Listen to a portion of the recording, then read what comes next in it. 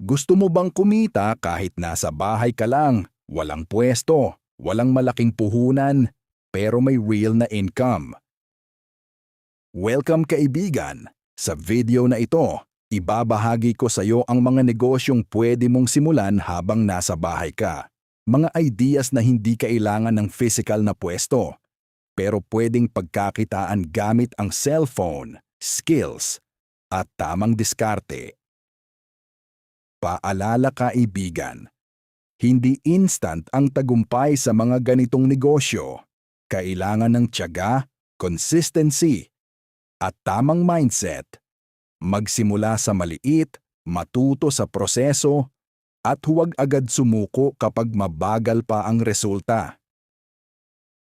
Pero bago tayo magpatuloy, pa-subscribe naman dyan at paki-click na rin ang notification bell para lagi kang updated sa mga bago natin tips at kaalaman.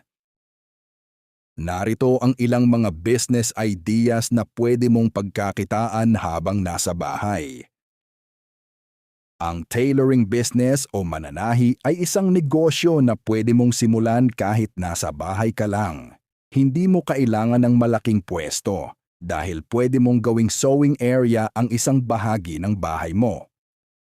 Ang susi sa negosyong ito ay pagiging maayos sa gawa, mabilis mag-deliver, at pagiging maingat sa detalye. Kapag nakilala ka sa magandang serbisyo, tuloy-tuloy ang kita kahit nasa bahay lang. Sari-sari store ay isa sa pinakasimpleng negosyo na pwedeng simulan kahit maliit lang ang puhunan. Pwede mo itong ilagay mismo sa harap o loob ng bahay. Ang mahalaga dito ay tamang pagpili ng paninda, maayos na paghawak ng pera, at laging may available na stocks. Kahit maliit ang tindahan, kaya nitong magbigay ng araw-araw na kita kapag maayos ang pamamalakad. Online selling. Magbenta ng damit, skincare, accessories, gadgets, o kahit anong trending products gamit ang Facebook, TikTok, o Shopee. Freelancing. Pwede kang maging video editor, graphic designer, writer, virtual assistant, o social media manager habang nasa bahay ka lang. Handmade crafts. Business. Isa rin itong negosyo na pwede mong pagkakitaan habang nasa bahay ka lang. Pwede kang gumawa ng personalized gifts, keychains, candles, crochet items, souvenirs, at iba pang customized products.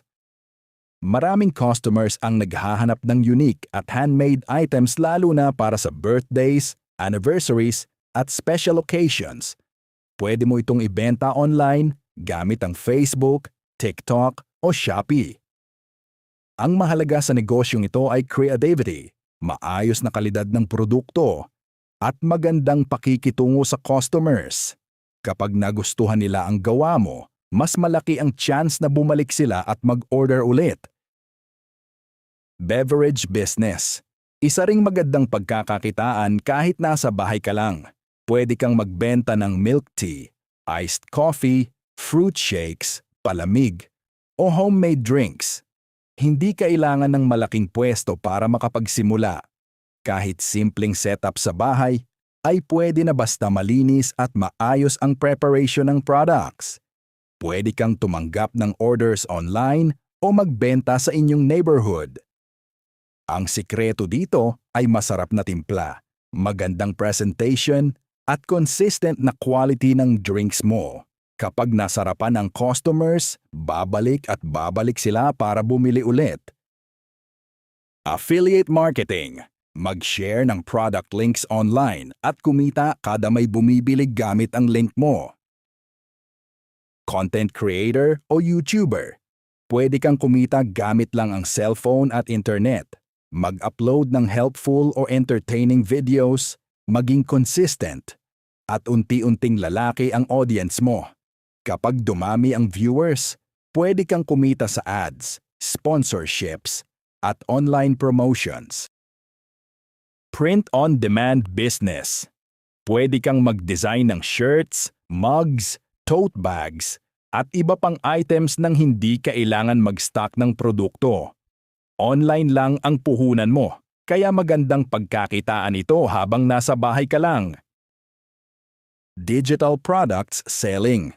Pwede kang kumita sa pagbebenta ng e-books, templates, presets, planners, at iba pang downloadable products online.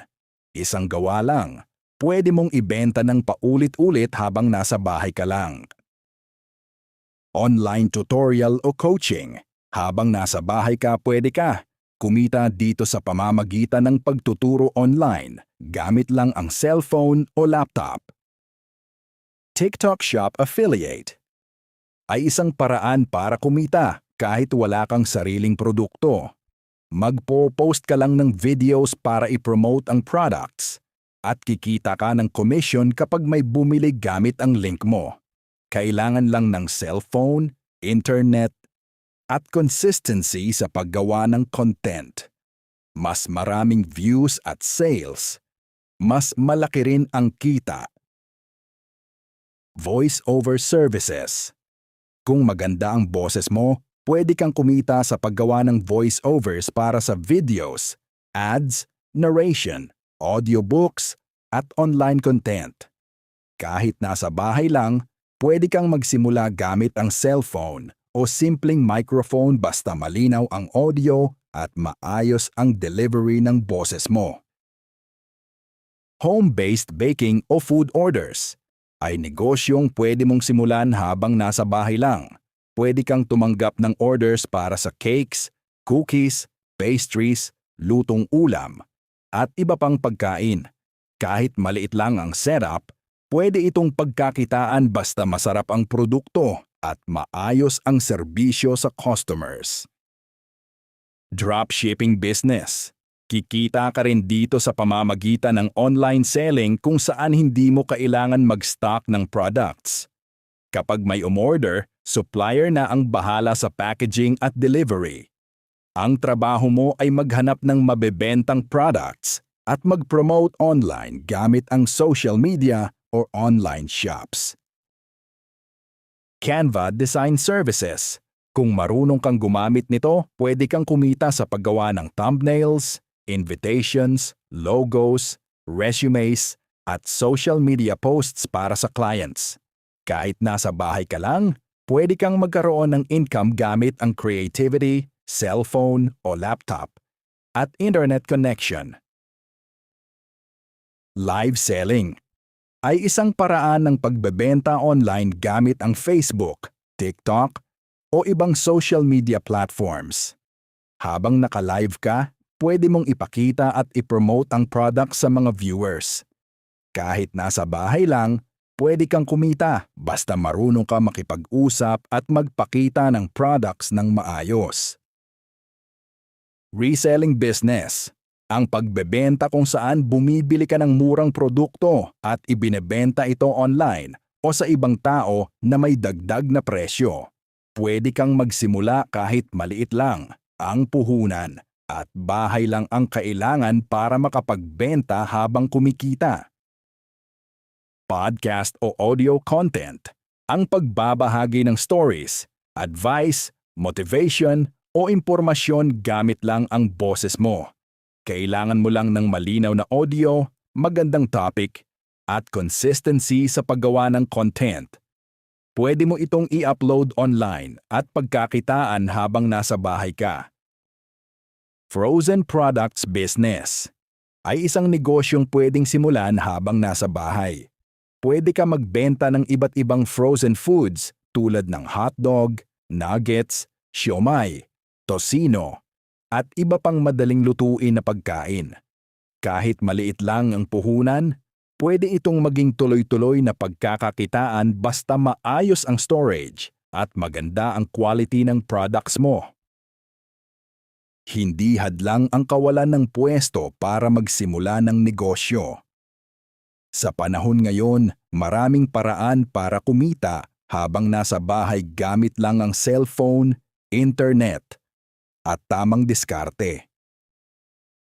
Kung gusto mo pa ng mas maraming negosyo ideas at practical tips, huwag kalimutan mag-like, subscribe, at i-share ang video sa mga kaibigan mo baka sakaling makatulong. Maraming salamat sa panonood.